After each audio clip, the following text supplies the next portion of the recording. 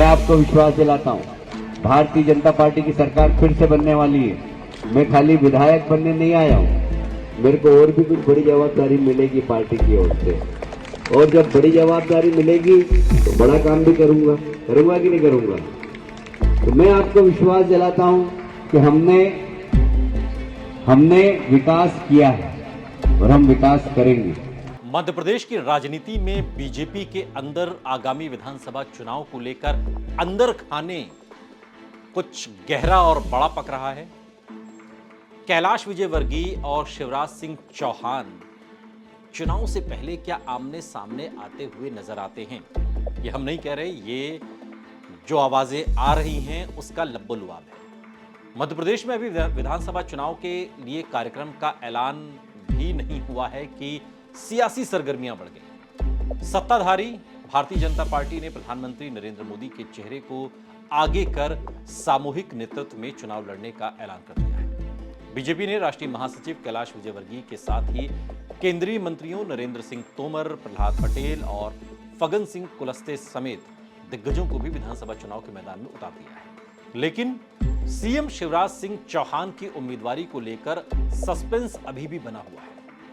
CM Shivraj Singh Chauhan की उम्मीदवारी पर ही नहीं, अब तो बीजेपी के सत्ता में आने पर सरकार की तस्वीर क्या होगी, इसको लेकर भी सस्पेंस गहराता जा रहा है। दरअसल बीजेपी की तरफ से जो संकेत आ रहे हैं उन्हें सीएम शिवराज सिंह चौहान के लिए शुभ नहीं माना जा रहा। पिछले कुछ दिनों से सीएम शिवराज सिंह चौहान भी विदाई के संकेत दे रहे हैं और संकेत की सियासत के बीच अब कैलाश विजयवर्गीय का एक बयान आया है। इंदौर एक विधानसभा सीट से बीजेपी उम्मीदवार कैलाश विजयवर्गीय ने कहा है कि केवल वो विधायक बनने नहीं आए हैं। उन्होंने कहा कि केवल विधायक बनने नहीं आया हूं, पार्टी बड़ी जवाबदेही देगी। विजयवर्गीय के इस बयान से अब अटकलें लगने लगी हैं कि क्या बीजेपी नेतृत्व ने शिवराज सिंह चौहान को विदाई का सिग्नल दे दिया है। सवाल ये भी उठ रहे हैं कि विजयवर्गीय जिस बड़ी जवाबदेही की बात कर रहे हैं, क्या वो मुख्यमंत्री की कुर्सी है या बस चुनाव लड़ने की अनिच्छा के बाद डैमेज कंट्रोल की एक कोशिश। इसकी चर्चा से पहले यह जान लेना जरूरी है कि शिवराज सिंह चौहान विदाई के संकेत कैसे दे रहे थे और कैलाश विजयवर्गीय ने क्या बयान दिया है। दरअसल शिवराज सिंह चौहान चुनाव से पहले हुई कैबिनेट मीटिंग से लेकर जनसभाओं तक में भावुक नजर आ रहे हैं। शिवराज ने कैबिनेट मीटिंग में सभी मंत्रियों के साथ ही अधिकारियों को भी धन्यवाद किया था। शिवराज 1 अक्टूबर को अपने गृह जिले सीहोर में एक कार्यक्रम के दौरान लोगों को संबोधित करते हुए उन्होंने कहा कि ऐसा भैया दोबारा तुम्हें नहीं मिलेगा, जब चला जाऊंगा तब बहुत याद आऊंगा। शिवराज सिंह चौहान ने 2 दिन पहले ही अपने निर्वाचन क्षेत्र बुधनी में एक कार्यक्रम के दौरान मौजूद लोगों से पूछा कि चुनाव लड़ूं या नहीं और यहां से लड़ूं कि नहीं। कैलाश विजयवर्गीय ने इंदौर 1 के बाणगंगा में लाडली बहना योजना के लाभार्थियों के कार्यक्रम में कहा कि केवल विधायक बनने नहीं आया हूं। उन्होंने यह भी कहा कि पार्टी मुझे बड़ी जवाबदेही देगी। विजयवर्गीय ने यह भी कहा कि मैं जिस सीट से विधायक रहा हूं वहां विकास की गंगा बही है। उन्होंने आगे कहा कि मध्य प्रदेश ऐसा कोई अफसर नहीं है मध्य प्रदेश में जो मेरी बात टाल दे और इस विधानसभा क्षेत्र के काम अफसर भी नहीं रोक पाए। विजयवर्गीय का यह बयान अहम माना जा रहा है क्योंकि वो सीएम पद की रेस में शामिल माने जा रहे हैं। सीएम शिवराज सिंह चौहान पर मध्य प्रदेश कांग्रेस ने निशाना साधा है। मध्य प्रदेश कांग्रेस के अध्यक्ष और सूबे के पूर्व मुख्यमंत्री कमलनाथ ने तंज कसते हुए कहा कि मुख्यमंत्री जब अपने जाने की बात मंचों से खुद ही करने लगे हैं तो यह भाजपाई राजनीति का अजीब दौर है, जब वो खुद अपना विदाई समारोह आयोजित कर रहे हैं और खुद ही विदाई भाषण पढ़ रहे हैं। मध्य प्रदेश कांग्रेस के प्रवक्ता आनंद जाट ने कहा कि शिवराज इस बार चाहे जो दांव चल ले, उनकी सरकार जाने वाली है। उन्होंने कहा कि शिवराज करीब 35 साल से सांसद, विधायक या मुख्यमंत्री हैं, लेकिन उनका अपना क्षेत्र बुधनी शिक्षा, स्वास्थ्य के साथ ही तमाम समस्याओं से जूझ रहा है।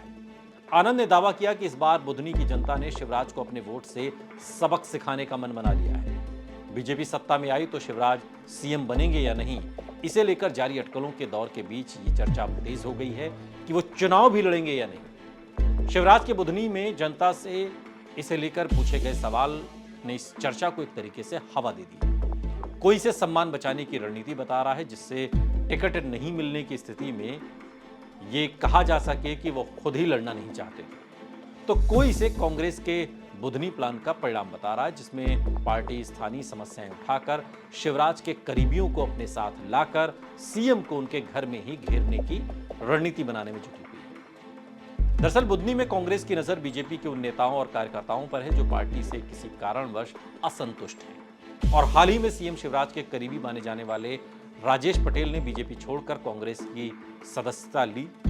राजेश गाड़ियों के लंबे काफिले के साथ भोपाल पहुंचकर कांग्रेस की उन्होंने सदस्यता ली और कहा यह भी गया कि राजेश के साथ 1500 लोग कांग्रेस में शामिल हुए हैं जो बीजेपी से जुड़े थे। आनंद जाट का दावा है कि बुधनी में बीजेपी के कई नेता आने वाले समय में कांग्रेस का हाथ थाम लेंगे। आपको बता दें कि आनंद बुधनी विधानसभा क्षेत्र के ही रहने वाले हैं और राजेश के कांग्रेस में शामिल होने के पीछे उनकी भूमिका भी चर्चा में रही है। पिछले 20 में से 18 साल से अधिक समय तक मध्य प्रदेश में बीजेपी की सरकार रही। शिवराज सिंह चौहान 16 साल से अधिक समय के मुख्यमंत्री हैं, सत्ता में भी हैं, लेकिन बीजेपी सीएम के लिए उनका चेहरा आगे कर चुनावी रणभूमि में उतरने से बच रही है। पार्टी अब तक उम्मीदवारों की 3 लिस्ट जारी कर चुकी है, लेकिन शिवराज सिंह चौहान की उम्मीदवारी तक का ऐलान नहीं है और इसे बाकी मंत्रियों और विधायकों के लिए भी एक संदेश माना जा रहा है। संदेश ये कि बीजेपी एंटी इनकमेंसी की काट के लिए सीएम ही नहीं, उम्मीदवारों के फेस भी बदल सकती है। राजनीतिक विश्लेषक ये मानते हैं कि बीजेपी किसी भी चुनाव में उतरने से पहले संगठन स्तर से लेकर जनता तक कई राउंड के सर्वे कराती है और उसके बाद ही कोई फैसला लेती है। अब अगर पार्टी पीएम मोदी का चेहरा आगे करके सामूहिक नेतृत्व की बात कर रही है तो इसका मतलब है कि पार्टी मान रही है कि चुनावी जो फाइट है वो बहुत टाइट है। जहां तक कैलाश विजयवर्गीय के बयान की बात है तो उनका नाम पहले भी सीएम की रेस में रहा है। कैलाश विजयवर्गीय ने कहा था कि चुनाव लड़ने की 1% भी इच्छा नहीं थी।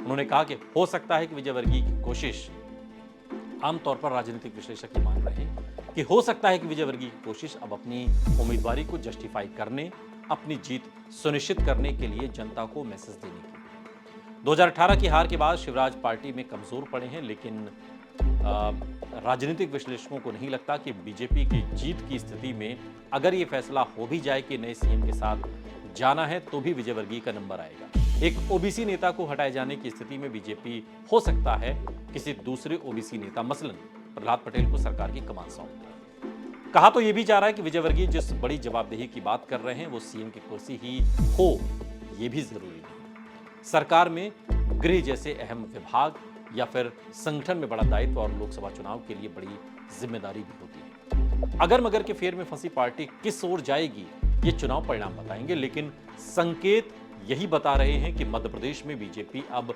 शिवराज का पहले जैसा राज नहीं रहा और अगर राज नहीं रहा तो फिर राज नया आएगा कैसे, ये बात होगी कैसे जो अब तक इतने सालों से रही कि मध्य प्रदेश में बीजेपी का मतलब मामा है।